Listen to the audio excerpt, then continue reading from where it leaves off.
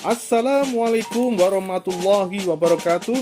Salam sejahtera selalu, salam sehat, salam budaya bersama channel Mencari Jejak 70. Kali ini kita akan menelusuri jejak keramat Pangeran Diponegoro, seorang ksatria utama bangsa Indonesia, yaitu markas perang Diponegoro di saat Perang Jawa tahun 1825 sampai 1830, yaitu Goa Selarong. Goa ini ada di desa Kuosari, Kecamatan Pajangan, Kabupaten Bantul, Daerah Istimewa Yogyakarta. Nah, untuk lebih lengkapnya, mari kita susuri bersama-sama. Salam Rahayu, salam sejahtera selalu, dan salam budaya.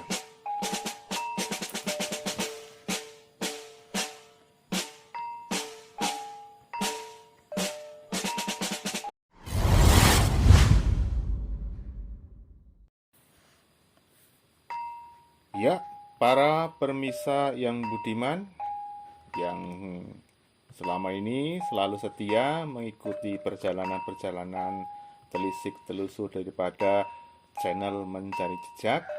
Kali ini kita akan menelusuri sebuah tempat bersejarah, tempat keramat, dan tempat yang sangat menarik buat kita semua, yaitu Gua Selarong.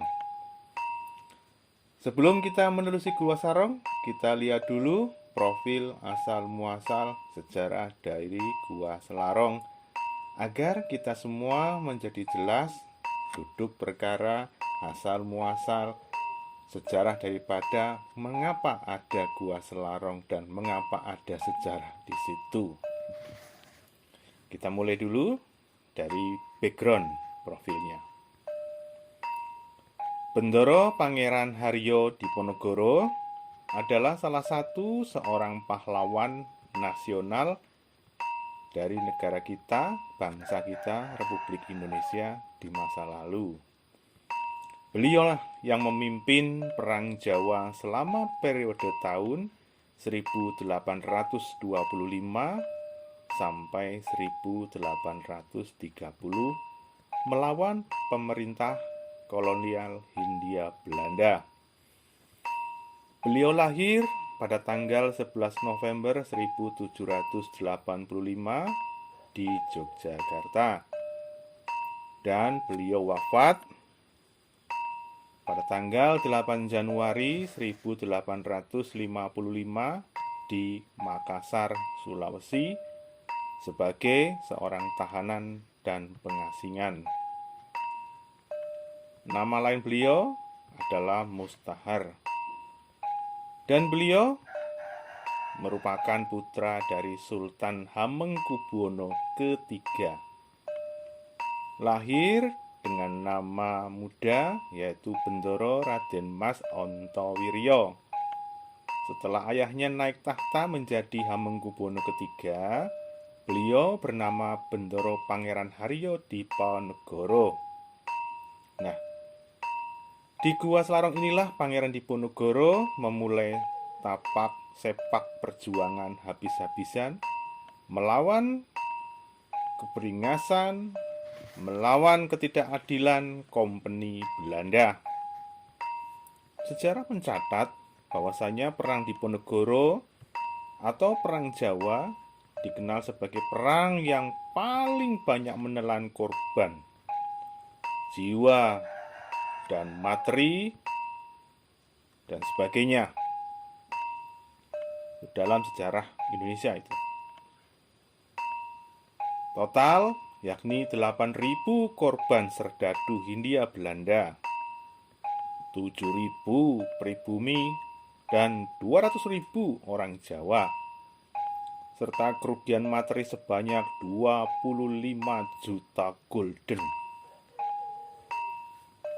Perang dimulai diawali pemasangan oleh pihak Belanda patok-patok di atas lahan milik Diponegoro di desa Tegalrejo dengan alasan untuk jalan kereta api dan sebagainya. Kolonial Belanda sama sekali tidak menghargai adat istiadat rakyat Jawa dan juga mengadakan pajak yang kian tinggi. Hari demi hari, kegiatan tersebut semakin tidak terkendali, yang membuat Pangeran Diponegoro muak dengan semua tingkah pola Belanda, hingga mencetuskan sikap perlawanan sang pangeran. Sikap tersebut didukung juga oleh rakyat Yogyakarta dan sekitarnya, juga oleh Gusti Pangeran Haryo Mangkubumi. Perlawanan dimulai. Pangeran Diponegoro menyingkir dari Tegalrejo, Yogyakarta, menuju Gua Selarong di wilayah Pajangan untuk bermarkas dan membawa pasukan prajuritnya. Saat itu Diponegoro mengatakan bahwa perlawanannya adalah perang sabil, perlawanan terhadap kaum kafir. Semangat perang sabil yang dikorbankan, dikobarkan, dan dicetuskan. Diponegoro membawa pengaruh luas hingga ke wilayah Pacitan dan Kedu. Medan pertempuran berkobar. Perang Diponegoro mencakup di banyak kota, antara lain Yogyakarta, Kedu, Bagelen, Surakarta, Banyumas, Wonosobo, Banjarnegara, Weleri, Pekalongan, Tegal, Semarang, Demak, Kudus, Purwodadi, Parakan, Magelang, Madiun, Kediri, Bojonegoro, Tuban, dan Surabaya. Dan di Gua Selarong inilah semua berawal, sebuah gua kecil yang membawa perubahan mental dan pikiran rakyat Jawa untuk berjuang mencari sebuah kemerdekaan dari tekanan-tekanan kolonial Belanda. Kemiskinan, keterbelakangan diangkat oleh Pangeran Diponegoro agar menjadi sebuah kemerdekaan sejati. Dan nama Diponegoro kini menjadi jalan-jalan besar di Indonesia atau jalan protokol. Juga menjadi nama Kodam Militer Angkatan Darat Indonesia, yaitu Kodam 4 Diponegoro. Di lain itu, setiap tanggal 11 November di Gua Selarong diadakan Garebeg atau Pawawisata Gua Selarong untuk memperingati Hari Perjuangan Pangeran Diponegoro melawan kolonial Belanda. Rakyat berjuang bahu-membahu melawan kolonial Belanda. Namun, kekalahan masih menimpa bangsa kita. Persatuan dan kesatuan masih ada. Namun, persenjataan kita sangatlah kurang. Apalagi pemerintah kolonial Belanda sangat pandai memecah belah dengan menggunakan teori Divide et Impera, benteng stelsel, dan pembangunan benteng-benteng di mana-mana menimbulkan kekuatan tentara daripada Pangeran Diponegoro terpecah belah. Dihancurkan satu persatu sehingga Pangeran Diponegoro bisa ditangkap dan dijatuhi hukuman. Gua Selarong ini merupakan gua yang terbuat dari batu kapur di sebuah tebing di daerah Guosari, Pajangan, Bantul. Tepatnya di sebuah dusun Guosari, Kecamatan Pajangan, Kabupaten Bantul, Daerah Istimewa Yogyakarta. Memang gua ini sangat sederhana, namun mempunyai kekuatan mistik yang sangat kental, yang selama ini kita kenal sebagai tempat perjuangan yang fenomenal. Tim Mencari Jejak 70 pun merasakan getaran-getaran itu. Gua ini tidaklah besar, hanya selebar 2 meteran dan tinggi 1,5 meter. Dan jumlah gua ada 2, yaitu Gua Lanang dan Gua Putri. Gua Lanang itu merupakan tempat di mana Pangeran Diponegoro beristirahat karena tempatnya lebih cekung ke dalam, lebih tinggi, dan lebih enak untuk ditempati. Karena ada sesuatu yang unik di situ yang kita rasakan saat kita mencari jejak daripada napak tilas Pangeran Diponegoro. Ada hal yang unik yang didapat oleh tim mencari jejak 70. Adalah banyaknya ditemukan peninggalan-peninggalan peradaban agama Hindu. Di situ ada lingga yoni, ada yang besar jumlahnya 1 dan yang kecil 3. Total jumlahnya sebanyak 4 buah. Dan di sisi kanan kiri Gua Selarong, khususnya di kamar daripada Gua Kagung sendiri, terdapat cekungan pahatan yang biasa dilakukan oleh umat Hindu untuk menaruh lempengan fragmen batu berukir dewa-dewa dan sebagainya. Namun di gua ini hanya ada bekas cekungannya saja, menjadikan pemikiran opini kuat itu keluar dari otak tim channel mencari jejak 70. Karena kita sudah sering menyusuri tempat-tempat sejarah yang berkaitan dengan percandian. Itu menyatakan bahwa gua ini merupakan tempat bertapa umat Hindu di masa lalu, sebelum menjadi tempat markas perang Diponegoro. Dan di bawah gua diperkirakan ada semacam kayak tanah yang datar dan ada bangunan candi. Entah candi apa namanya, bentuknya seperti apa, besarnya seperti apa, kita tidak tahu. Namun tim mencari jejak 70 menangkap gelombang mistis atas hal tersebut. Kebanyakan untuk hal-hal yang berkaitan dengan tempat spiritual religius umat Hindu, biasanya ada 3 komponen yang ada, yaitu ada patirtan. Nah, di situ ada air, ada patirtan, ada grojogan air. Yang kedua, adanya candi. Memang biasanya candi itu terbuat dari batu andesit. Namun di sini tidak ditemukan batu andesit.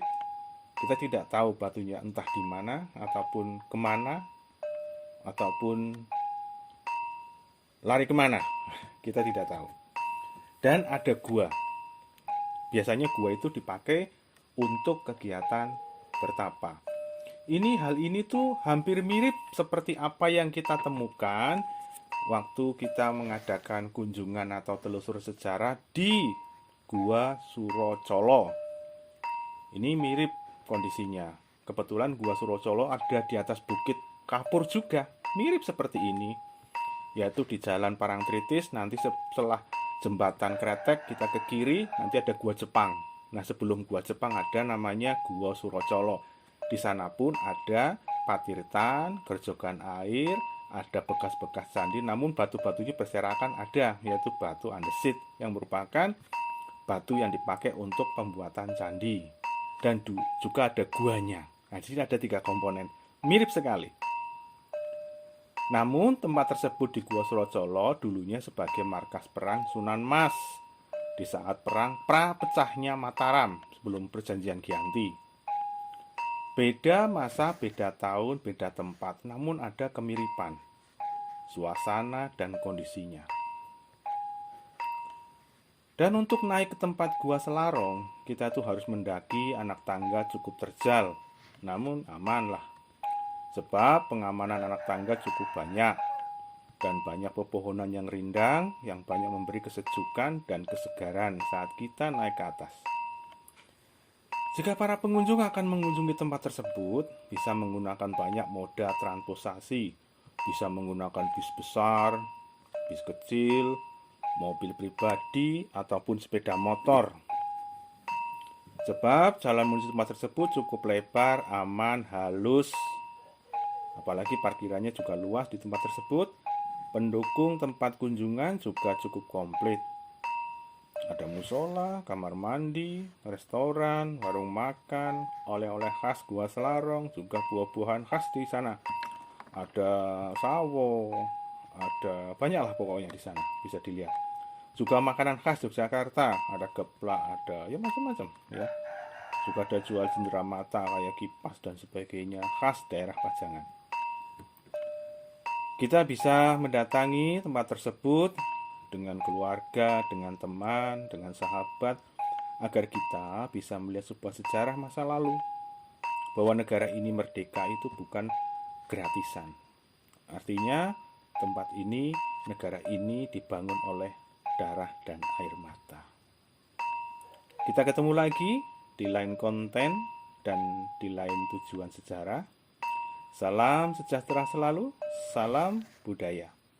Waras, waret, utuh bersama channel Mencari Jejak 70. Assalamualaikum warahmatullahi wabarakatuh. Salam Rahayu.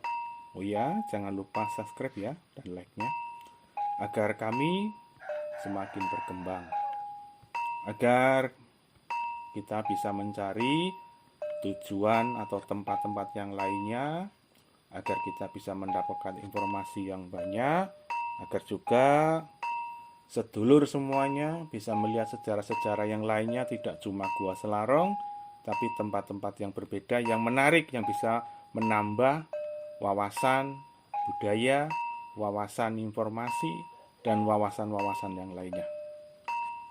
Sekali lagi, salam yo, salam Rahayu.